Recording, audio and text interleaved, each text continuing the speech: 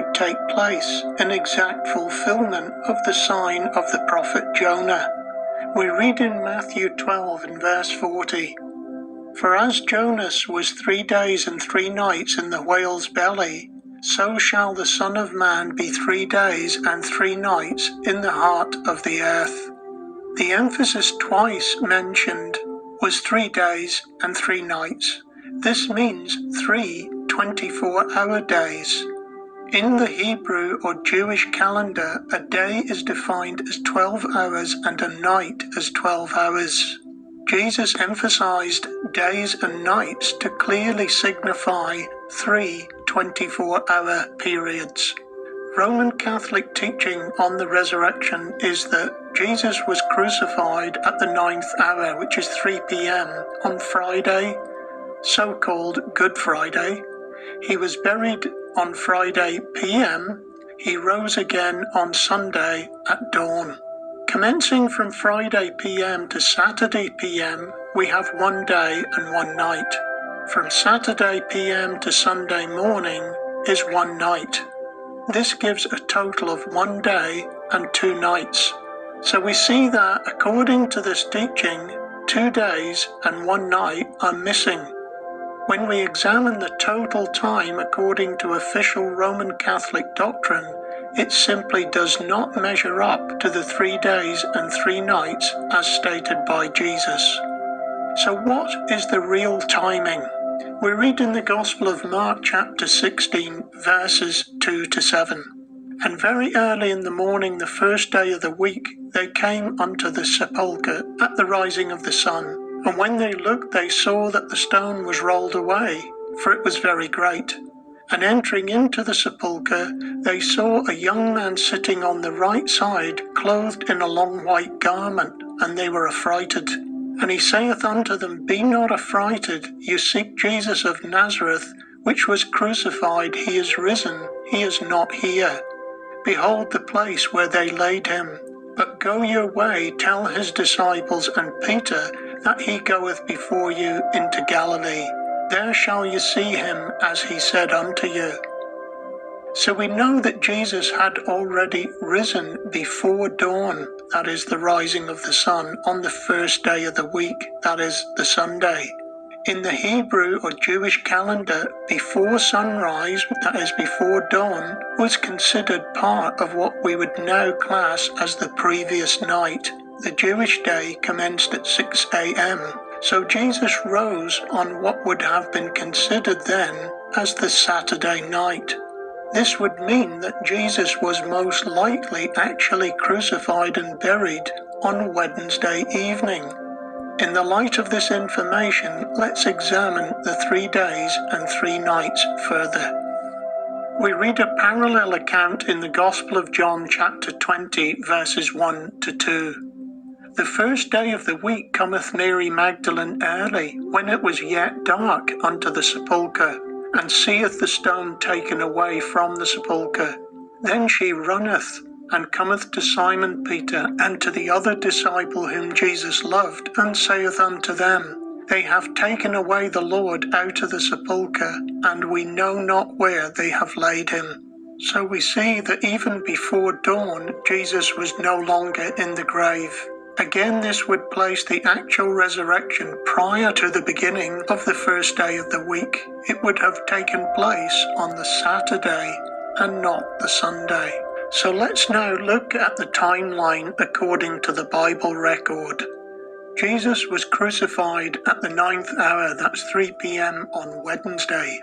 This would mean that he was buried sometime on Wednesday p.m. That week there was an additional Sabbath, a high Sabbath, on the Thursday, so Jesus would definitely have been buried in advance of that, as it was unlawful to touch a dead body on the Sabbath. Now, Wednesday p.m. to Thursday p.m. on the high Sabbath is 1 day and 1 night. Thursday p.m. to Friday p.m. totals 2 days and 2 nights. Friday p.m. to Saturday p.m., the regular Sabbath, gives a total of 3 days and 3 nights. This would be correct, seeing Jesus had already risen before dawn on the Sunday. Moreover, in Daniel's 70 weeks prophecy, recorded in Daniel chapter 9 and verse 27, Messiah would be cut off in the midst of the week. We know that this primarily refers to the midst of the week of 7 years, that is, after 3.5 years. However, it may well also be significant that Jesus was actually cut off in the midst, the very middle of the normal week of 7 days, namely on the Wednesday. In any case, we can conclude that Roman Catholic and other traditional teachings on the timing of the resurrection and its association with a Friday crucifixion and resurrection on Easter Sunday morning are completely chronologically wrong. Dawn religious ceremonies have an ancient pagan background. The earliest go back to the Sumerians in Mesopotamia, subsequently adopted by the Babylonians. The cult of the sun disk also became a major religious movement in ancient Egypt and was known as the Aten. This cultic practice continues today, for example in the Japanese national religion of Shinto, in which many temples and shrines are dedicated to the rising sun, with ceremonies taking place at dawn.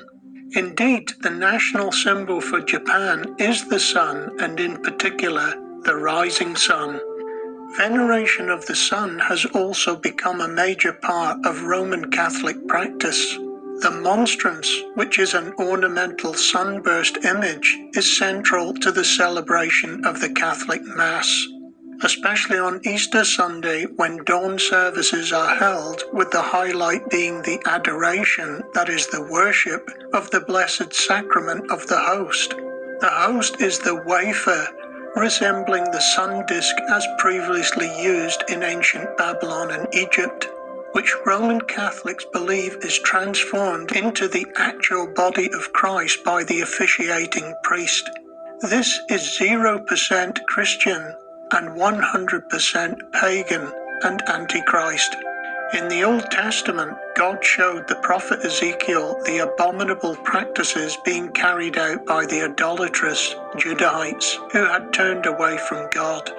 They turned their back on God and worshipped towards the sun, copying the idolatry of the Babylonians. We read in Ezekiel 8 and verse 16, "And he brought me into the inner court of the Lord's house, and behold, at the door of the temple of the Lord, between the porch and the altar, were about 25 men, with their backs toward the temple of the Lord, and their faces toward the east, and they worshipped the sun toward the east." Significantly, they turned to the east.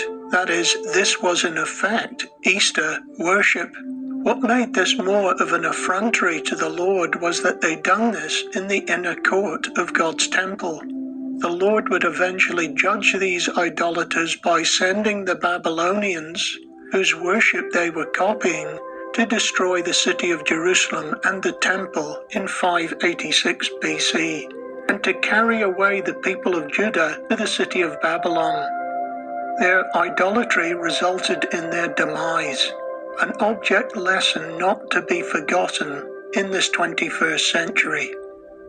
History reveals that the observance of Easter as a so-called Christian festival was instigated by the Roman Emperor Constantine at the Council of Nicaea in 325 AD, almost 300 years after the death and resurrection of Christ. The original early church never observed any such events. In effect, this was a politico-religious move to combine what was long-established traditional pagan Roman practice with what would become Roman Catholicism. However, we shall see how the Roman Catholic calendar has become aligned with the festivals and rituals of the pagan Wiccan calendar.